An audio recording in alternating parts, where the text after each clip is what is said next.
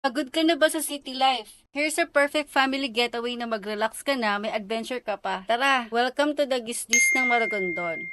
Pagkarating pa lang namin, super serene ng vibe. Walang maingay, puro sounds of nature, ang view parang postcard.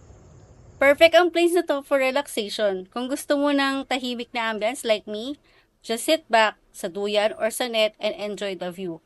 Pero kung trip mo naman ng konting adventure gaya ng dalawang ito, may mga fun activities na pwedeng gawin.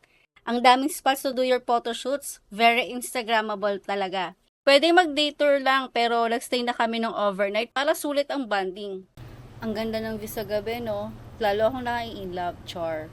Alam mo ang best part? Spending quality time with the family. Kasi minsan lang, kailangan din natin ng ganitong reset. Kung gusto mo rin ng relaxing place na may activities, add this to your travel bucket list. Very worth it. Bye!